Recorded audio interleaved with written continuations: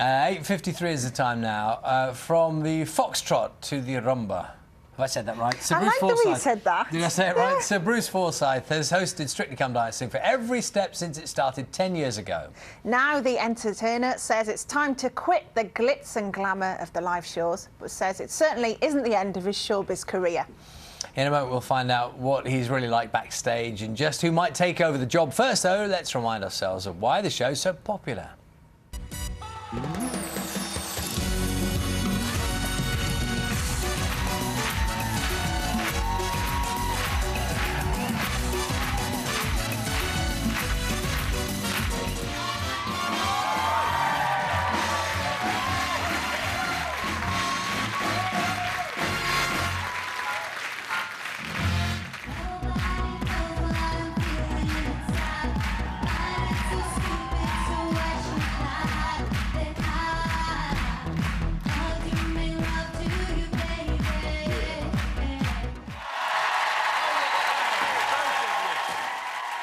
Keep dancing now!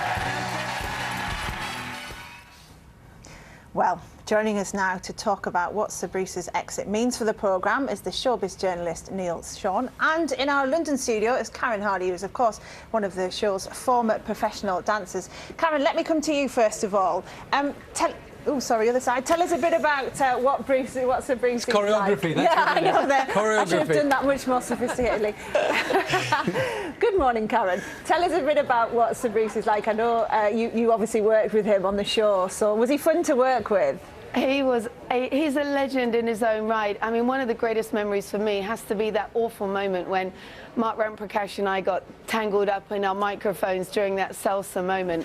TV stopped, the band was still going, it was an absolute disaster. On came Bruce, saved the day, started to dance around with one of the production crew, and it was just a magical moment. But for Mark and I, we were absolutely distraught, and afterwards we went back to Bruce's dressing room and there was all sorts going on outside his room, and we said, could we just go and speak to Bruce? Went in and saw him, and we said, Bruce, we are so sorry for what happened, we're really embarrassed and upset for you also. And he said, Karen, I live for those moments. I live for those live moments on TV.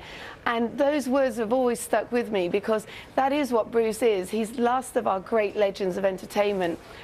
He's all singing, all dancing, comedian, and he empathises with the world of entertainment, and he's been there and done it. There's just nothing that Bruce hasn't experienced, and a very, very special man to be losing from the show. Yeah, and Sean, for all those reasons, that makes him tricky to follow, doesn't it? And he's so intrinsic to that show.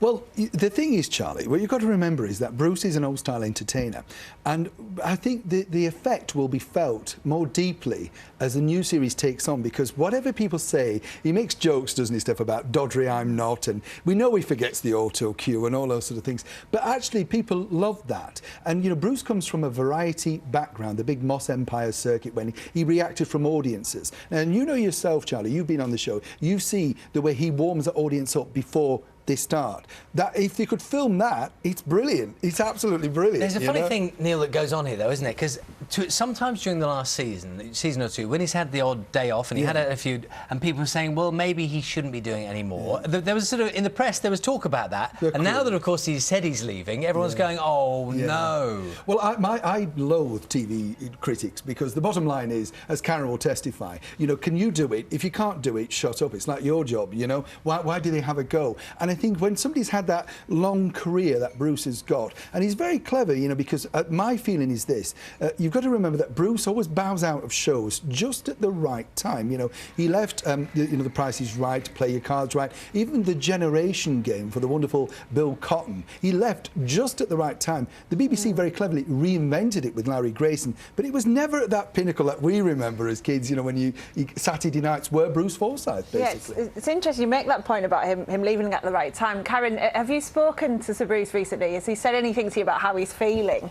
Yeah, I sent a message last night by text just to say I'm deeply saddened to hear the news, and this is a tribute to what they are like, him and Winnie.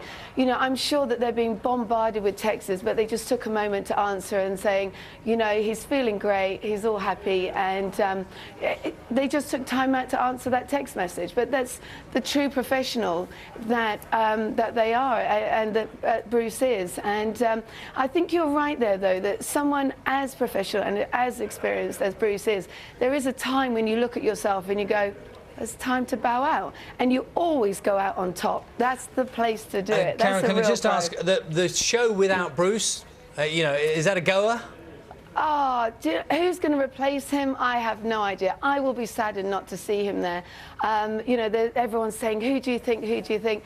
I've got my thoughts on someone like John Barrowman because he's got experience in song and dance, and I like that.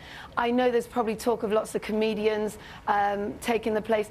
I love the idea. It's quite unique with our beautiful Tess and Claudia. Well, can I just ask... I think they're amazing on there. Neil, very quickly. Thank you, Karen, very much. Have you got a couple of names? Just very quickly. Yeah, I think Adam Garcia. Gorgeous, brilliant dancer, and of course, could do it. Whereas I think if you give it to another TV presenter, but hey, why not? Why not throw the mix up completely and bring another person in and get a brand new presenting team? Maybe Tess has to go too. All right, Neil, thank you. Karen, thank you very much as well. Strong words there. We'll have the headlines coming up in just a moment.